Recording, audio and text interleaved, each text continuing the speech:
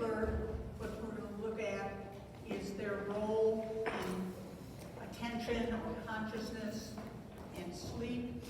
You know, to have the life of a cat, not have to worry, just doze off whenever. But they also can get awake very quickly. Okay? So the first part of the lecture, we're going to review some material that we have already covered with respect to the role of the reticular formation. And then the last part will be the idea of its an additional role in consciousness and sleep. Okay? Remember, if you do have questions, I'm going to go to my home office when I'm done here, and I will have office hours this afternoon, I think from 3 to 4:30, and tomorrow morning I will also have in-person office hours from 8 to 10. So, or just send me questions as needed.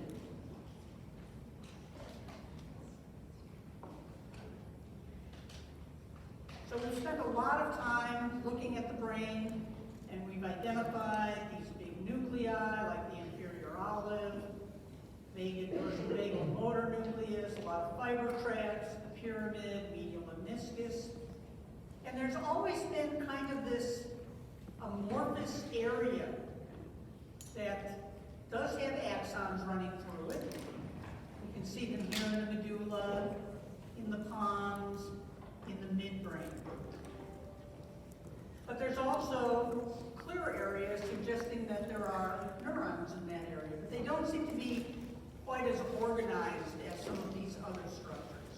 There really is a lot of organization, but it's more of a functional organization in this area. We call that the reticular formation, or sometimes it's referred to as the tegmentum. So, we've identified just about everything else, so today let's focus on this area that basically, basically extends from the midbrain, through the pons, through the medulla, to the junction with the spinal cord.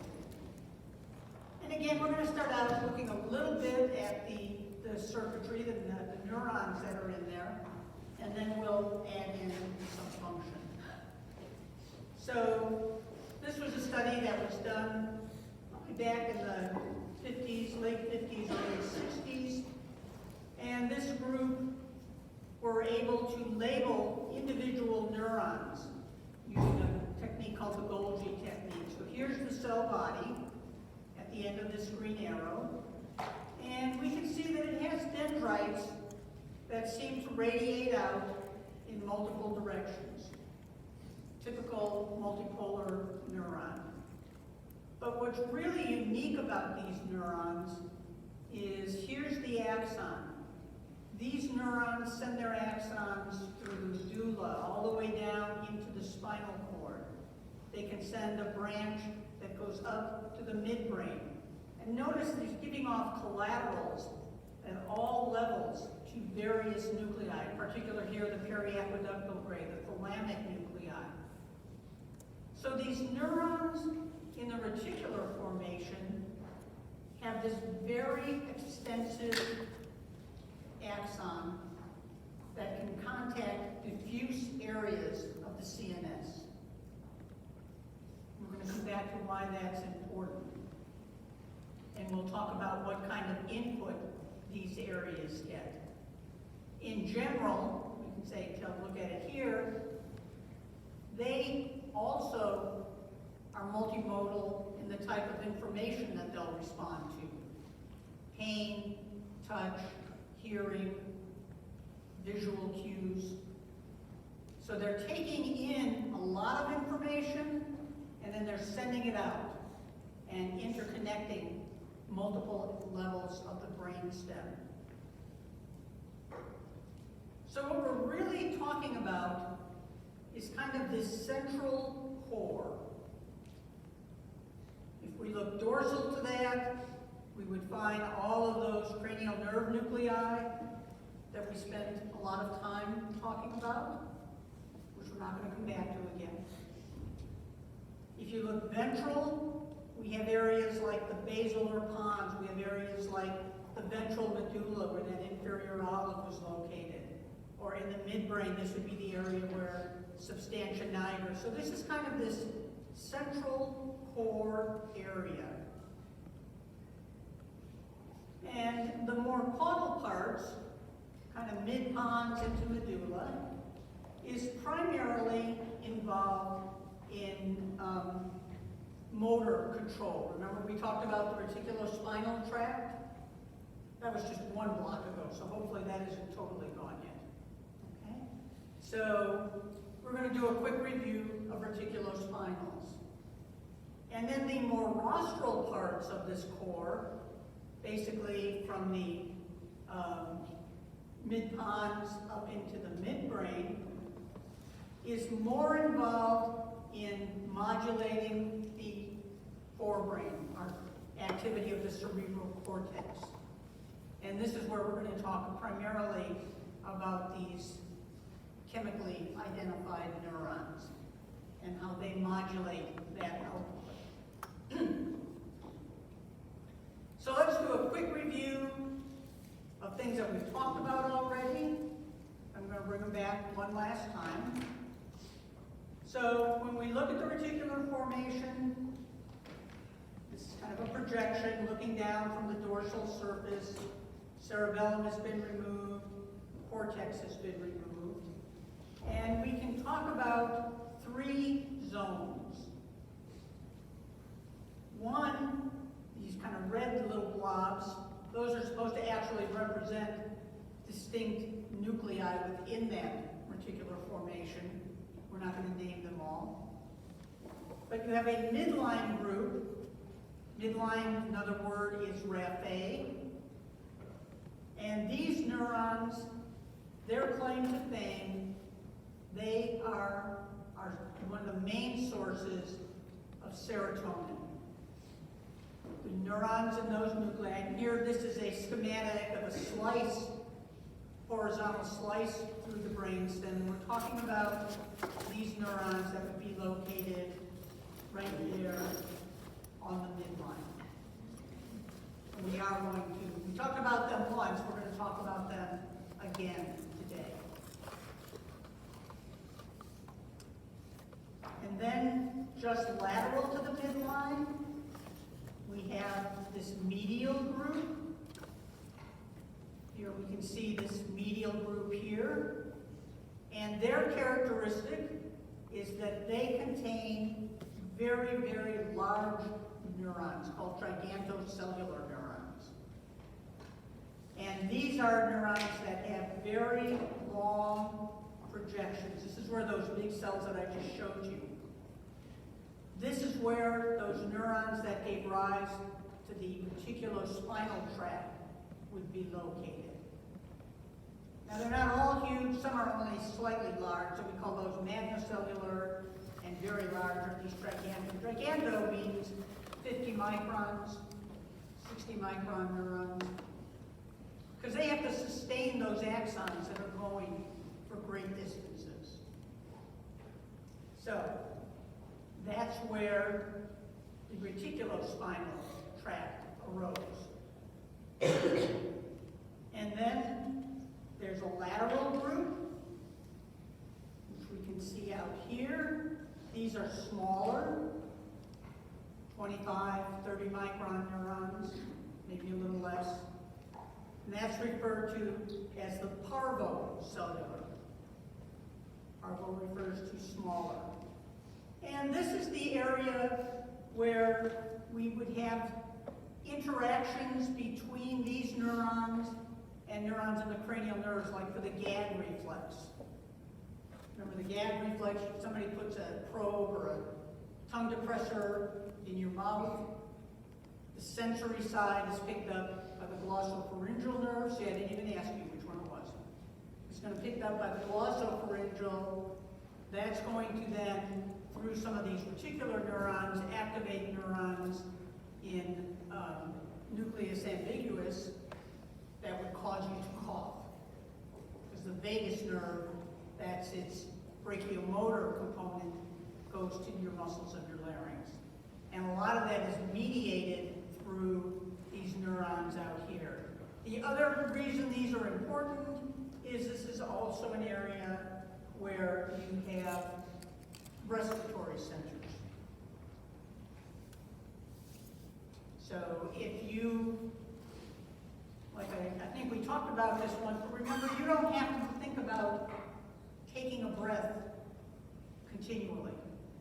We wouldn't get a whole lot else done during the day if we did. So, I will ask this, do you think your diaphragm is skeletal or smooth muscle? Is it controlled by the somatic or the autonomic nervous system? Last chance to give me some voice. Well, maybe not, because I'm not asking more questions today. Good guess, but not correct. Is it both? Nope. Somatic. Your diaphragm is a skeletal muscle. Think about it. Can I hold my breath? Yeah, I can stop my diaphragm from contracting. Can I take a really deep breath? I can make my diaphragm contract even stronger to help me inhale. So why is it then that we don't have to think about continually activating that somatic muscle like I do my biceps or my triceps if I'm trying to pick something up or push something away? And the reason is because we have these respiratory centers, these respiratory neurons out here in this lateral area.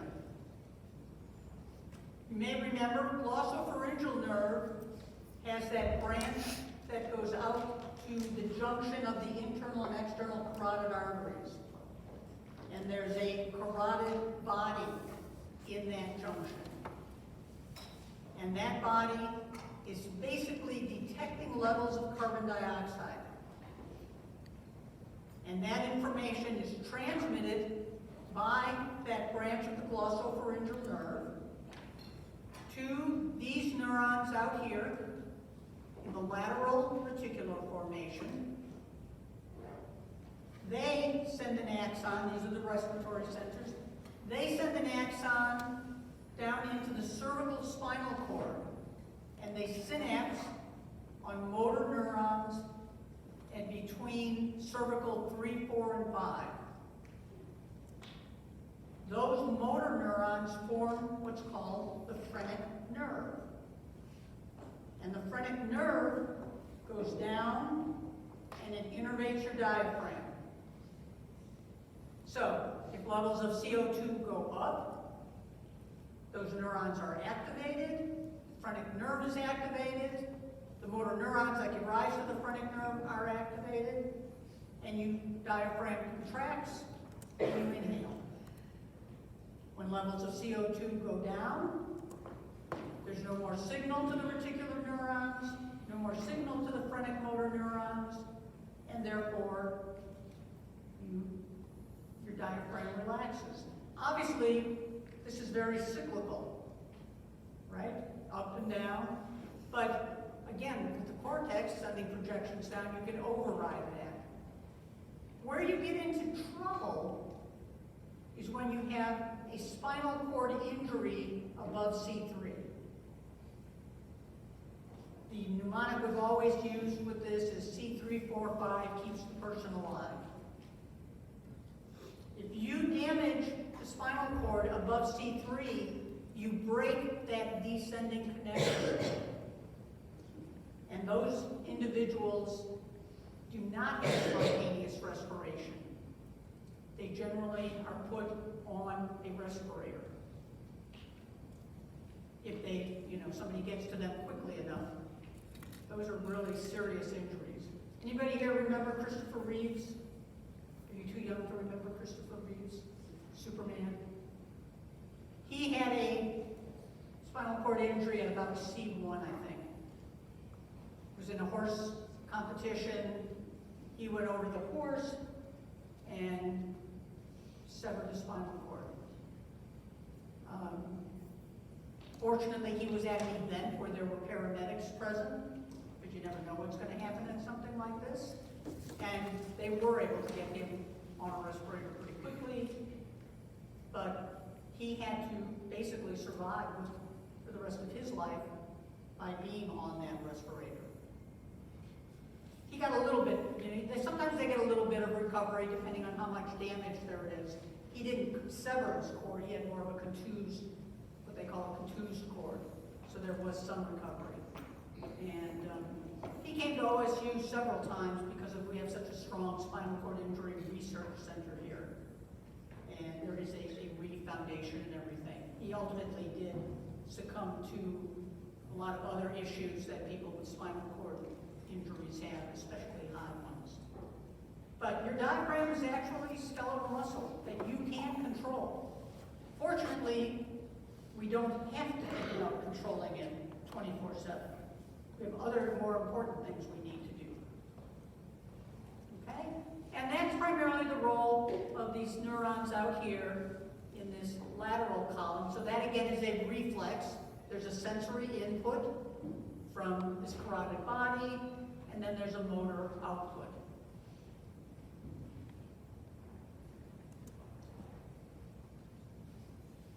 In addition, scattered kind of throughout the reticular formation, we see these little blue dots, and those represent nuclei, small little clusters where neurons that contain the neurotransmitter norepinephrine are located. And we're going to talk about one of those areas a little bit later today. So, again, just as a review, we've looked at this slide before. Here's the medial columns where those gigantocellular neurons are located. They give rise to axons which descend and contact interneurons and motor neurons, primarily medially, controlling our proximal muscles. Remember, they cross multiple levels of the spinal cord, linking different areas. Also within a level, they might not only do trunk, but proximal limb, so that while I'm trying to manipulate my hand, which is corticospinal, those neurons are helping to stabilize my posture, stabilize my proximal part of my body. Okay? So, we've talked about that before. Oh, and they get their input, one of their inputs is from the premotor cortex. So remember, that's the area, just kind of bringing everything together on the last day. Remember, the premotor cortex is your planning. So the premotor neurons are telling not only your primary motor neurons what to do, but sending that signal down and saying, hey, this person's going to start typing, you guys better get ready to start stabilizing part of this. Cerebellum also projects to these neurons to add that level of coordination onto it. The whole system has to work together.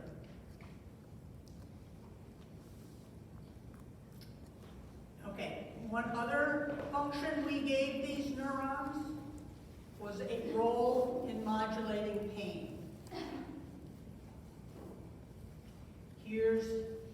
And these in particular are the neurons that are on the raphe. So nucleus, raphe, madness, doesn't matter what the name. Remember, here's our pain receptors. They synapse on neurons. Last time I'm going to give you this tract. On the dorsal horn, rise to the spinothalamic tract, which ascends, as its name implies, to the thalamus, but it also gives off some collaterals, and one of those are to neurons in the periaqueductal bray. Those neurons, the PAG neurons, send an axon back down into the more caudal part, synapse on that raphe neuron, which sends an axon down back to the dorsal horn. So here in this blow up, here's the descending input. It releases serotonin, which activates an interneuron that releases enkephalin, and that enkephalin hyperpolarizes the actual terminal of your C fiber. If I hyperpolarize a terminal, it's not going to allow that axon to release neurotransmitter.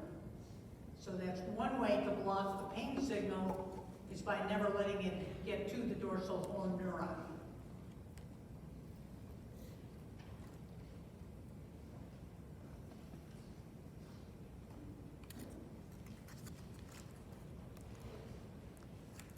Okay, any questions on that? I mean, that should all be, we've talked about that before. And the last thing we talked about earlier in this block, that more lateral, the lateral area, again, is involved in some of the autonomic reflexes. So we talked about breathing. There are also areas that are up there regulating heart rate. And that comes descending input from the hypothalamus, which comes down to the brainstem and the spinal cord. It can either go all the way down to the preganglionic neurons, can also go to areas like the nucleus solitarius. And these are, that's another function of those lateral neurons. And this is one of those we talked about 2 lectures ago, that if you damage this descending pathway, you can generate that Horner syndrome, which has symptoms related to loss of control of sympathetic neurons.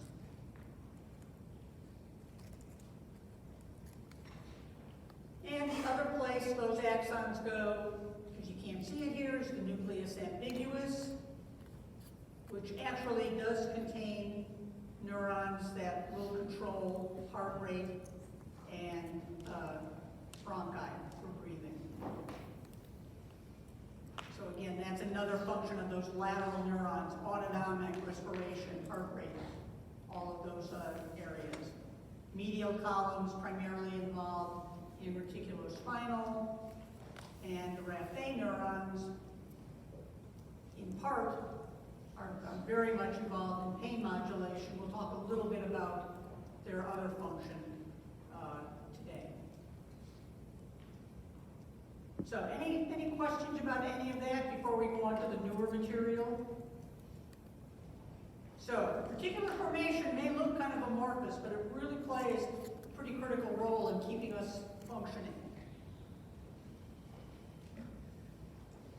So let's talk about, mostly what we've been talking about is this caudal group of neurons that are descending, controlling neurons that are down in the spinal cord, like we just talked about the respiratory.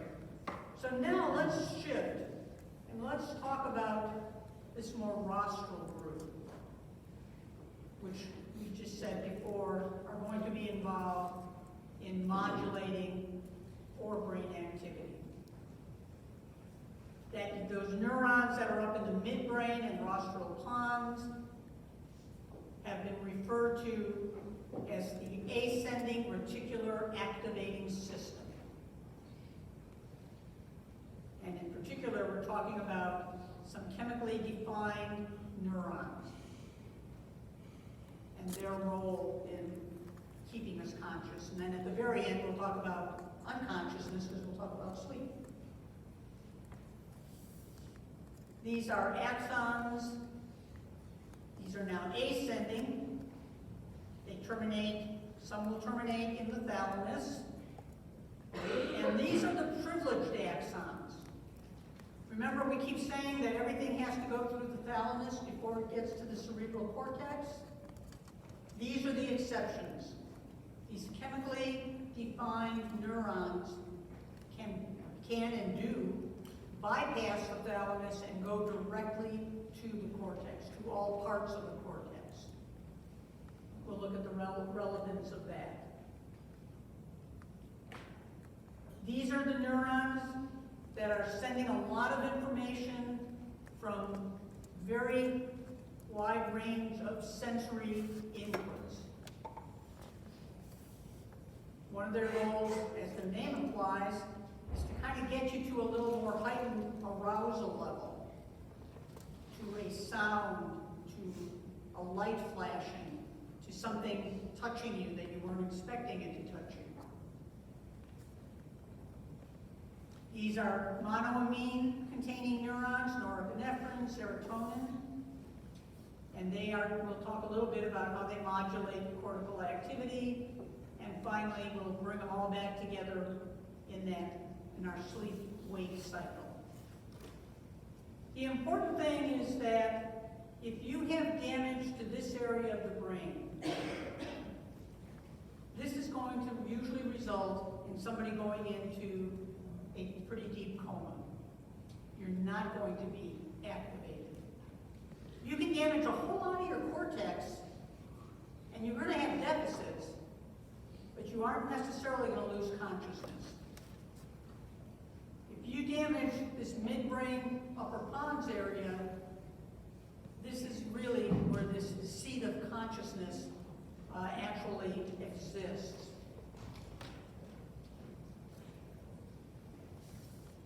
I'm going to take a lot of it. If you're really interested, this was a very good paper that came out a little bit ago. This group was really interested in this idea of arousal and what it means. So I'm taking some direct quotes from their paper here. And general arousal, GA, according to them, and if you think about it, makes sense, as the most powerful and essential force in the nervous system for activation of behavioral responses. We need to have this area intact if we are going to have an appropriate behavioral response to some kind of sensory input. So if we are more alert, whether we're an animal or a human, you're probably, once you're on alert, you're going to be more sensitive to subsequent stimuli that come in. So you're trying to figure out what's going on. Might elicit more motor activity. Do I want to run away? Do I want to stay where I am? What do I want to do? And maybe even an emotional response. Am I scared? Is this something I'm okay with?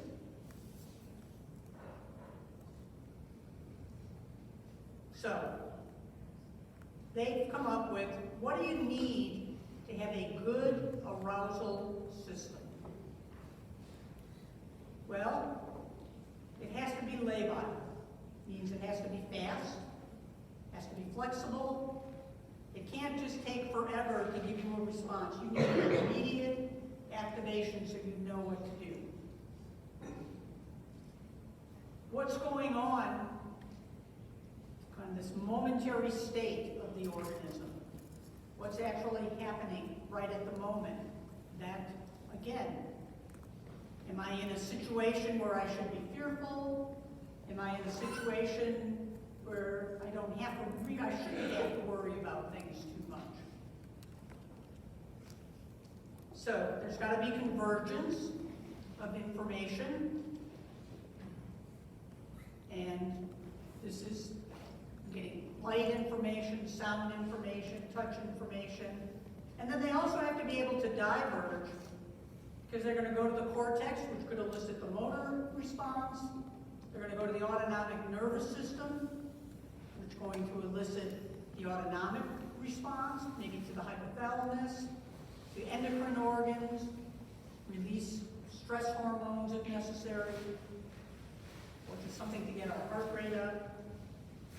And finally, they contend they have to be robust and they can't fail, because kind of in some situations, the survival depends on the appropriate response from these neurons.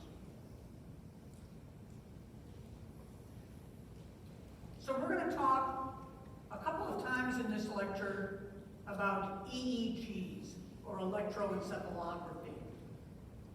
Anybody here ever had an EEG?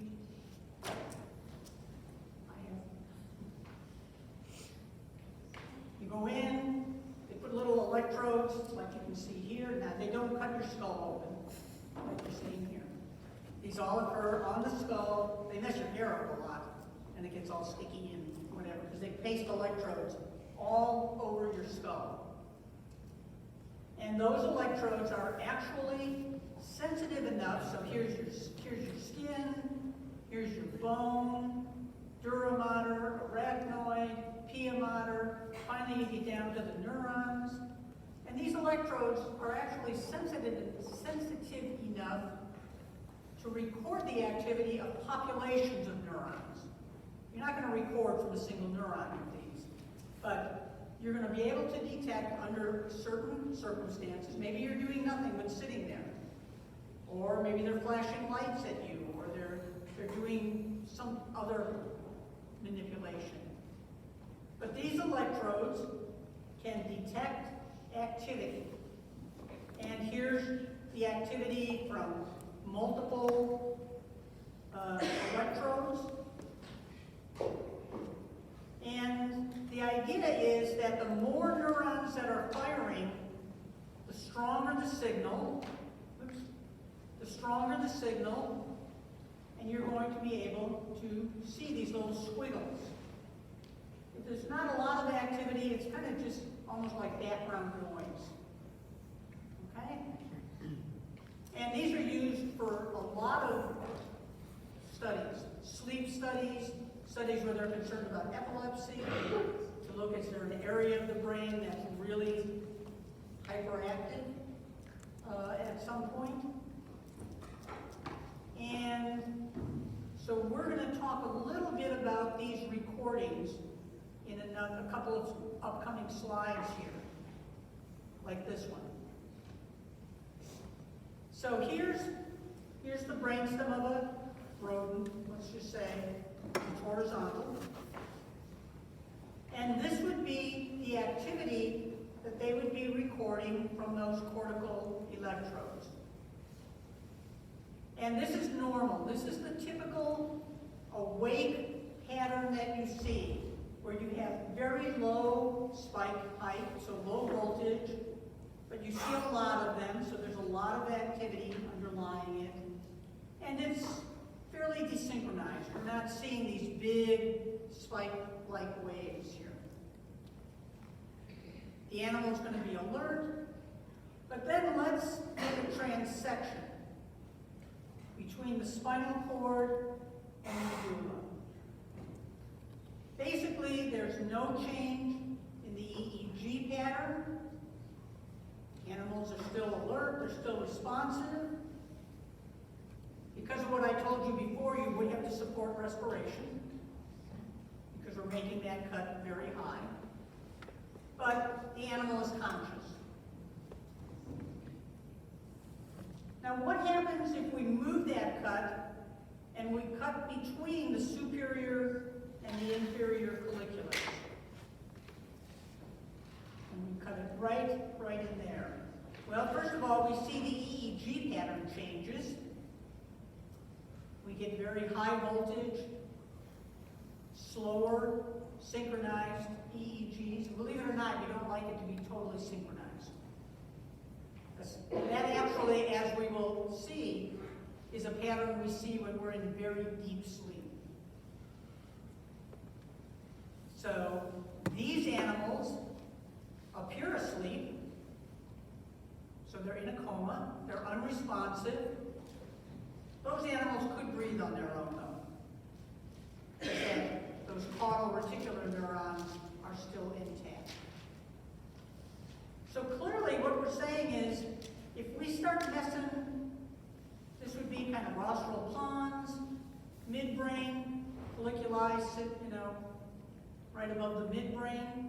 If we disrupt the brain at that point, we disrupt the activity of the brain, the cortex.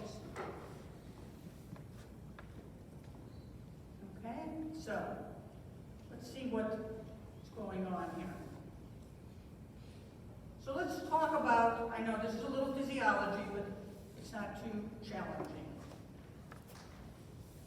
So here's a neuron out here in the reticular formation.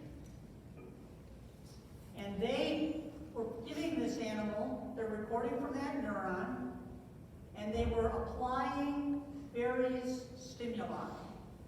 So here's before the stimuli. Each one of these little lines represents an action potential in the neuron. Here's where they applied a tactile stimulus. And you can see the activity of that neuron greatly increase. This is just repeated sweeps looking at the same neuron. But clearly, you touch the body, that neuron responds. You give an olfactory stimulation, that neuron responds. Visual is kind of interesting because it's almost like it's the reverse. It was doing better beforehand, and then it actually slowed down, but it's a response, regardless. Vestibular, cell fires, auditory, they kind of did it multiple times, but each time they did it, you would see this activity. So here's some of the physiological data that shows that these neurons get a convergence of information from a lot of different systems. And here's that little neuron again. And now notice that it's also going to send that information to wide areas of the nervous system, both descending and ascending. Let's look more specifically at this. Let's start with neurons that contain the neurotransmitter noradrenaline. They tend to be, I showed you there were some scattered nuclei, but a large number of them are located in this little nucleus that sits just on the lateral edge of the periaqueductal brain. And that's called the locus ceruleus. Ceruleus is a color. Anybody know what color is cerulean? Blue. Good, blue. And if you look at a gross brain, that area looks blue. These neurons, as you can see, here's locus ceruleus, here's some of those other brainstem neurons, but let's just stay with locus, because these are more rostral. We see them sending their axons into the thalamus, and then a lot of those axons bypass the thalamus and go directly to all regions of the cerebral cortex. They're also going to send axons into the hypothalamus. They're sending axons into the cerebellum. So this noradrenergic input is getting spread out to a lot of areas. These neurons activate in what is called a state-dependent manner. They are very active while you're awake, less active during what we're going to call non-REM sleep, and they're actually silent during what we're going to call, REM means rapid eye movement sleep.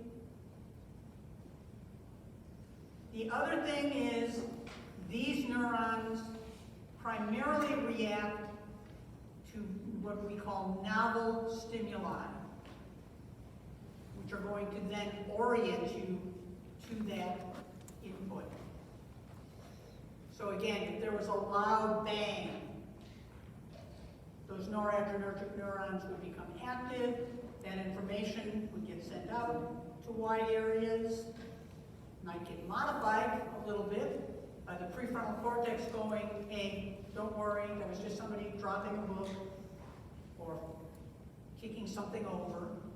Or, is there something I should take cover for? Was that a gunshot? Was that something of danger?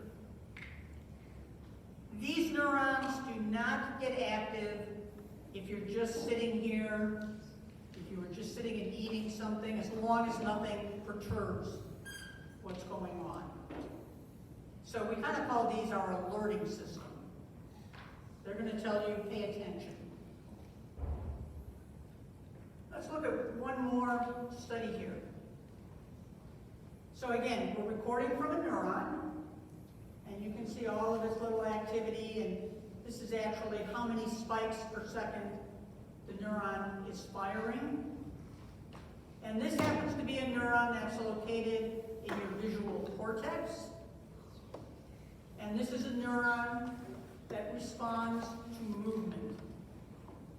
So it might be movement in the horizontal or the vertical plane, but whichever way, this is a neuron that is going to begin firing. So here's no movement, and then movement begins to ramp up. And now we see this cell beginning to fire.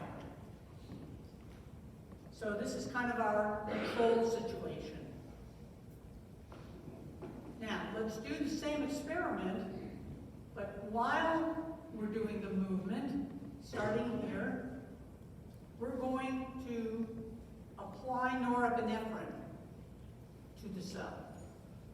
I have a little pipette, and I can spritz out norepinephrine right next to the cell I'm recording from. Two things happen. First, notice that the activity of that cell greatly increased. The other thing that happens, look at the background level of activity. There's always neurons firing at some background level. Here it was pretty high, so the signal to noise ratio might have made it hard to detect that change in activity. But when norepinephrine is present, it actually allows that neuron to really get focused, it increases its firing rate, and it can suppress some of the background activity. So now we are really cued in to what's going on. And then you take the norepinephrine off, and things eventually get back to what they were in the control situation. Questions on that? So one of the ideas that's been around for quite a while is kind of this role of the locus coeruleus. It's kind of like the three bears. Here's kind of our tonic control level of locus coeruleus activity, and as we just saw, that helps us stay focused on whatever it is that's going on. If for some reason those neurons are not activating, we see that the attention becomes really low. Perhaps like in a depressive state, you're not going to have the same performance. But if they're too active, then you kind of can't get focused, and everything in your environment is causing your neuron to fire.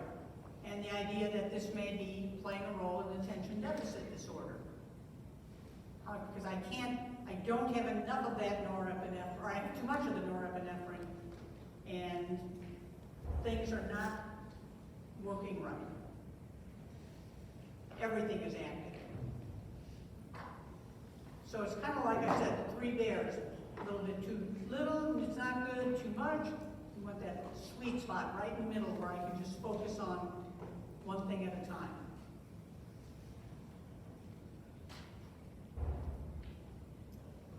Okay, what about serotonin?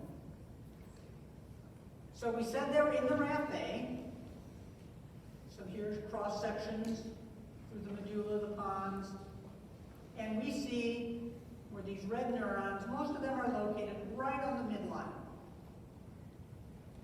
And again, some of them are going down to the spinal cord for that pain modulation.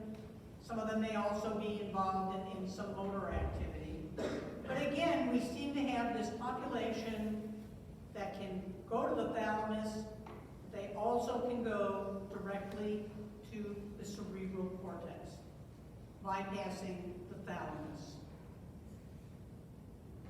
The rostral groups have, again, these long ascending projections. So, what are they involved in? How do they behave? If you're actively awake, you can see that here's the unit activity. Again, each of these little lines represents an action potential. So that neuron is just popping away. And even though you're just sitting here taking notes, those serotonin neurons are still pretty active. Unlike the noradrenaline neurons, which are waiting for something to be out of the norm. We'll come back to this idea as you get into sleep. We finally slow down serotonin, and when you get into that rapid eye movement sleep, they're completely shut down. Active waking kind of corresponds. EMG is electromyogram. It's measuring muscle activity. I don't know what muscle they were recording from here, but it was pretty active. Quiet waking, you're not going to have as much EMG activity unless you were recording, again, maybe from your hand muscles, if you're taking notes. EEG pattern looks fairly normal. That's a waking pattern until you get into sleep, and then it gets all disrupted. Let's not worry about sleep right now. You can come back to this afterwards, or we'll see if we do. Well, remember that experiment I just showed you with the norepinephrine? Same visual cell, put on norepinephrine, we get nice focused activity, suppress the background. Group did the same thing with serotonin.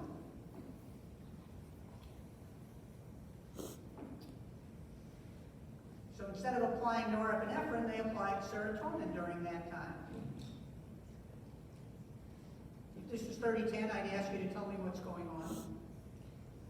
But hopefully what you can see is that in the presence of serotonin, neuronal activity actually gets depressed. So serotonin is very good at shutting things down a little bit. We didn't talk about it, but there is serotonin in the cerebellum, a lot of it. And I've recorded from neurons, I put serotonin on, and that's exactly what it does. It shuts down, modulates the activity of those Purkinje cells in the nuclear neurons. So it's just another added complexity onto how the cerebellum is functioning as to whether serotonin is being released.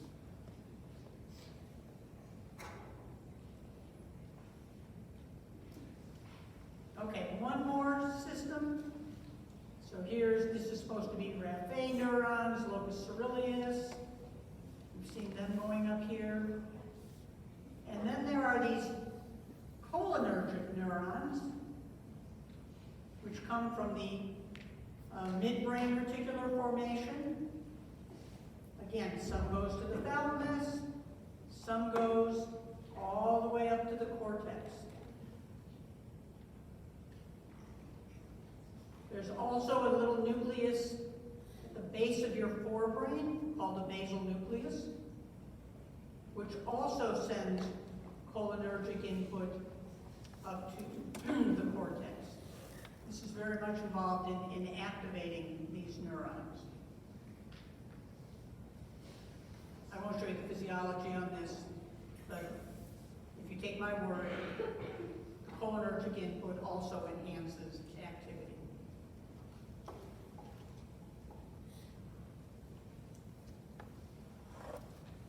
Questions? Okay. So, we're going to come back to the thalamus one more time, and then we'll go on to sleep, and then we'll be finished. So we talked about the thalamus, pipeline for information flow, except for these chemically defined afferents. Kind of works through the thalamus, what's relevant, what should I send up to the cortex. And kind of what we talked about in the past are what we would call the specific inputs. Inputs coming from the medial lemniscus carrying touch information, from the cerebellum, from the basal ganglia, from controlled motor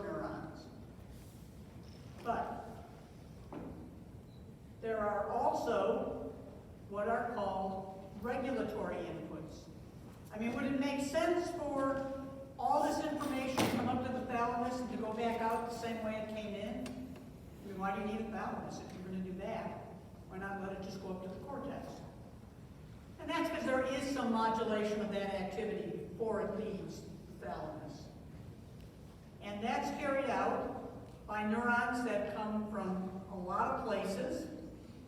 And one of those regulatory inputs are what we've just talked about. The cholinergic, noradrenergic, and serotonergic inputs that are coming up from the brainstem. There's feedback from the cortex, there's other thalamic nuclei, but for our purposes, we're just going to consider these chemically defined afferents.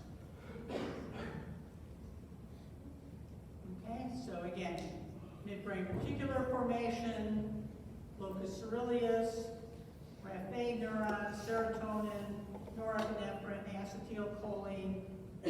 We'll talk about these other transmitters shortly.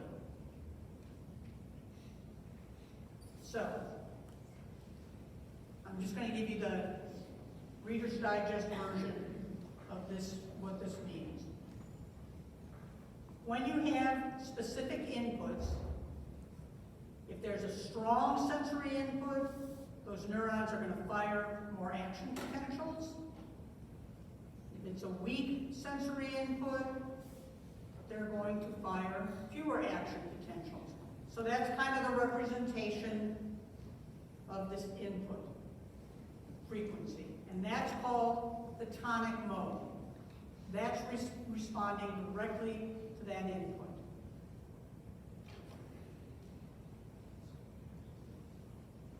And then there's another mode, which is called the burst mode. And I'm not going to go through all the physiology of these calcium channels and what's happening, but basically, the neuron fires this burst of action potentials, and then it shuts down, and then it may fire another burst, and then it shuts down.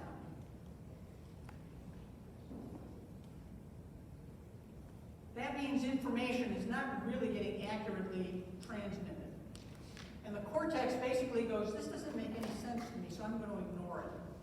It's just somebody like yelling, but there's no real solid information there. The interesting thing is that when you are sleeping, that is the burst mode is the state of your thalamus. Which is good because otherwise every time you rolled over, you touched the bed, the sheet, your head on the pillow, you'd be getting that information transmitted up and you might want to respond to it. Whereas in the burst mode, the cortex just kind of ignores it. Okay? And what determines some of this are those regulatory inputs that we just talked about.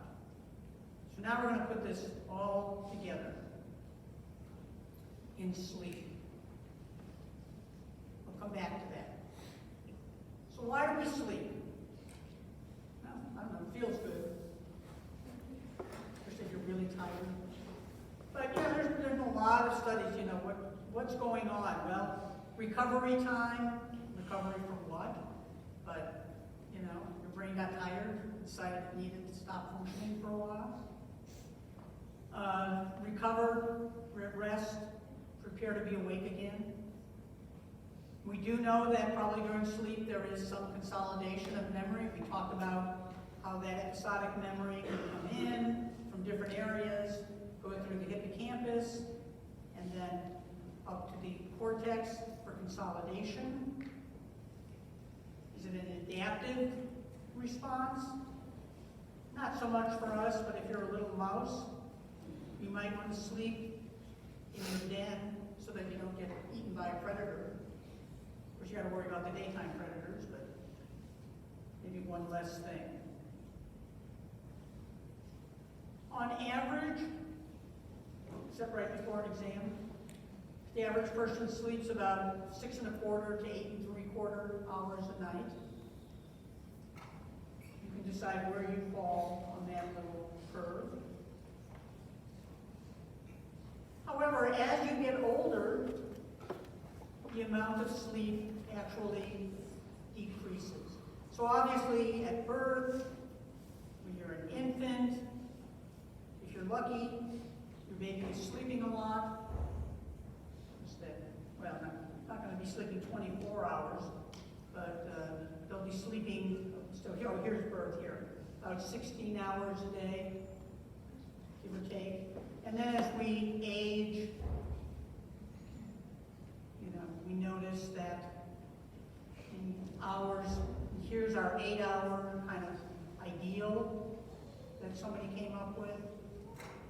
You are in your 20s, and then when you get way out here, well, at death you're not worried about it anymore, so I'm not sure why they put that in there. It's kind of permanent sleep then. But the number of hours that you actually spend sleeping does decrease. There are very specific EEG patterns during different stages of sleep. Don't worry about these alpha, beta, theta. I'm not going to ask you to identify those. Instead, when you're awake, you have this high frequency, kind of low amplitude, non-synchronous pattern. And then as you start getting into sleep, your REM sleep doesn't actually look a whole lot different from being awake, which is kind of interesting. But here you're going to, there's like 4 stages they define, getting deeper and deeper into sleep. And you can see how the EEG pattern actually changes. That wasn't in there the whole way. The waves begin to slow down, the frequency slows, and as you get into your deepest sleep, the amplitude becomes very high, meaning there's a lot of synchronous activity. But again, it doesn't have a lot of meaning to us, apparently. And very slow. So in slow wave sleep, there's a low frequency, but a very high amplitude. We can see that a little bit better on this one, I think. So when you're awake, again, classic EEG pattern.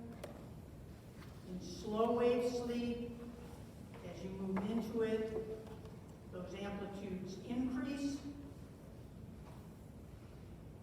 and the frequency decreases. Notice here the EMG activity is also visible when you're awake, because your muscles are contracting. And when you get here into slow wave sleep, obviously you're very deeply asleep, so you're not seeing activity. Here's the interesting one. We'll talk about this. This is that rapid eye movement sleep. And the EEG pattern looks almost identical to being awake. But notice there's no muscle activity during REM sleep. In fact, as we will see, you're actually paralyzed during that stage. Your motor neurons are being inhibited. We'll come to that in a minute here. Okay, so I keep using these terms, now we'll define them a little better. 2 stages, non-REM and REM. So, non-REM means you're not in rapid eye movement sleep. It's the beginning of the sleep cycle. Here you're awake. As you come down here, so there's our awake EEG. Stage 1, it's beginning to slow down and get a little erratic. When you get down to, they don't have one here for 3, but let's just jump down to 4, slow wave or delta sleep. This is where we see those very large amplitude, low frequency, what they call slow wave sleep. Obviously, at that point, you don't have much muscle tone. Heart rate, breathing should be slow and steady. And since you're not calling for your cerebral blood flow is probably going to be somewhat slower and reduced in amount during that stage. Now, what you may not realize is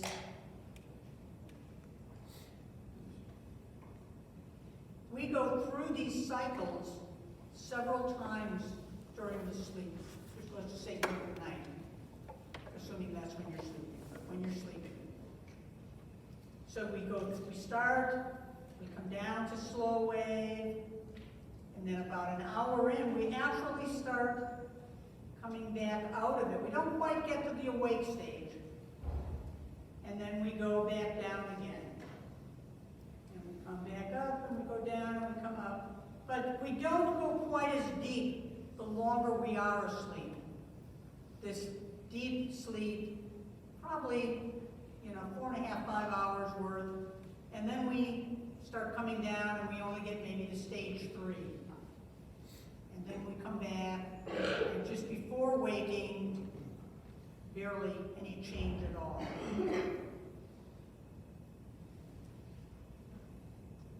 Notice this dark blue bar at the apex of these cycles. That is when we enter REM, or rapid eye movement sleep. So you go through that several times during the evening, during your sleep cycle. It's evening, some of you may sleep during the day, depending on what kind of a job you have. Okay? So let's talk a little bit about REM sleep. So it says here about every 90 to 120 minutes you shift from that desynchronized activity. During this time, bring this up here. If you were recording from the thalamus, you would be seeing this bursting mode. Here's your non-REM sleep. And then, as you come back up into this REM area, all of a sudden the thalamus goes back to the tonic mode, which is very interesting. So here's your EEG, wakeful, non-REM deep sleep. REM sleep looks just like you're awake, but you're not. That's why it's called paradoxical sleep. At that point, as I said, you really have loss of muscle tone. The only thing that seems to be spared are eye movements. We're going to go through the circuit at the very end. But your large muscles have very little tone.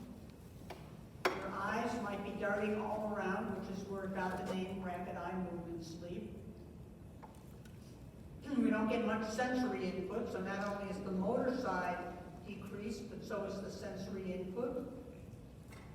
Blood pressure starts coming up a little. Heart rate, body temperature gets all whacked out. And this is actually the time when dreams seem to occur.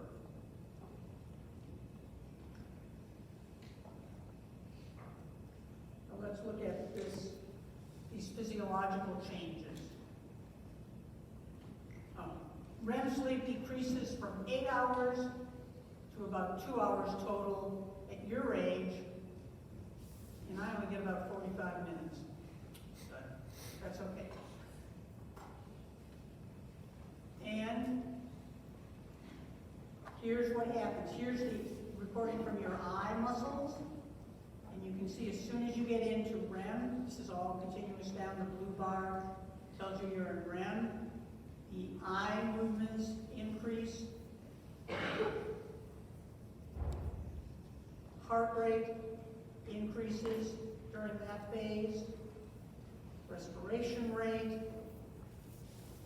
Penile erections are occurring during REM sleep, which may go along with some of the dreams that are occurring. So it's a very strange stage that you get into. So, what's regulating these two phases of sleep? Two areas, the midbrain reticular formation, where those cholinergic neurons are located. If you take out that area, the thalamus goes into that burst mode. So your cortex isn't kind of figuring out what's going on. You get a very synchronous EEG, just like you see in the slow wave sleep. And that's probably due to part of that damage to that ascending reticular activating system. Don't worry about that term there. I thought I had taken all of those out. Here's the main area. So here's our midbrain reticular formation, which is activating the cortex. Here's locus coeruleus, raphe neurons. The other critical area is your hypothalamus. And I said we'd come back to these nuclei again. In the posterior part of the hypothalamus, we've got what's called the lateral nucleus and a tuberomammillary nucleus. These are nuclei that are essential in keeping us awake. If you damage that area, you wind up into hypersomnia. Anterior hypothalamus has this preoptic nucleus, and it is involved in producing sleep. And if you damage that area, you get insomnia, or if it's not functioning properly. So, let's kind of blow this up a little bit.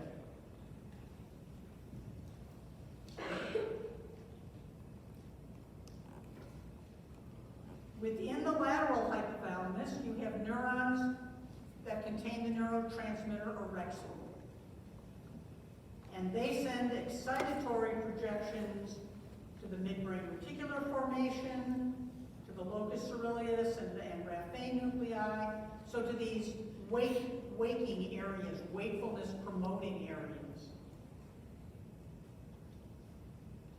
The tuberomammillary nucleus releases histamine, which is also excitatory. So what happens when you take an antihistamine? You get real tired because you're blocking that pathway. We're activating these cholinergic neurons again, which are projecting up to the cortex, keeping us awake. These preoptic neurons inhibit the lateral hypothalamus, the tuberomammillary, and they also send projections out directly to that midbrain reticular formation and locus coeruleus. So they are shutting down the system, and therefore you fall asleep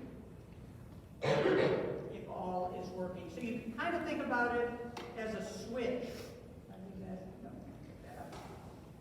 Where the posterior hypothalamus is for arousal, the anterior hypothalamus induces sleep by inhibiting those neurons.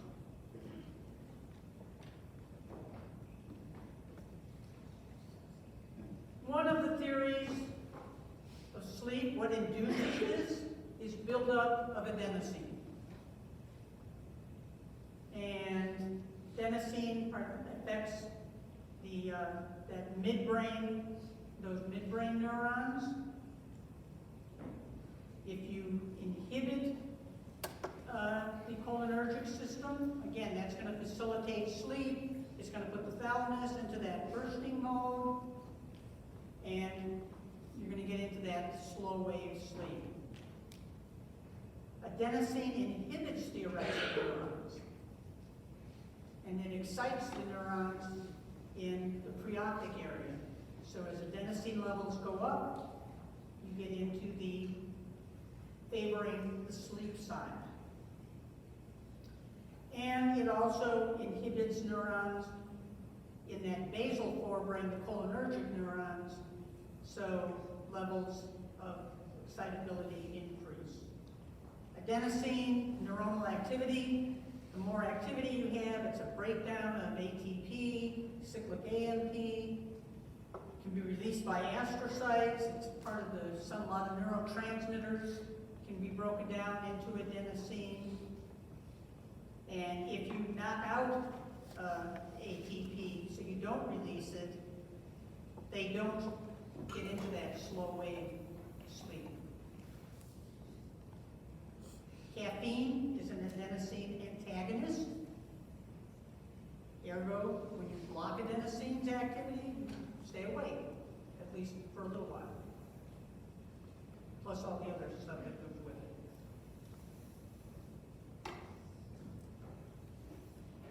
And then when you sleep, it appears that those levels go down. So that's part of that recovery idea. Some mechanism is decreasing those adenosine levels, and ultimately you can then begin to wake up. Okay, let's just do REM sleep.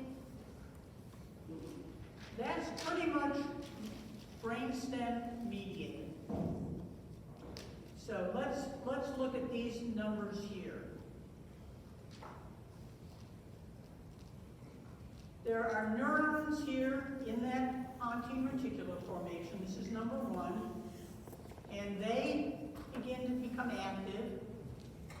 And they're going to inhibit neurons in locus coeruleus and raphe. And initially they're going to start enhancing firing in those midbrain cholinergic neurons. The output then of these neurons, in particular, it's those neurons that project to the thalamus. And this is why, under normal circumstances, those cholinergic neurons would have had the thalamus in the tonic mode. And so now, during REM sleep, because you've got this cholinergic input, it's shifting back into that pattern.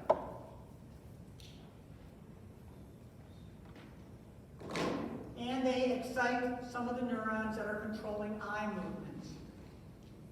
So for whatever reason, that's why your eyes start bouncing around.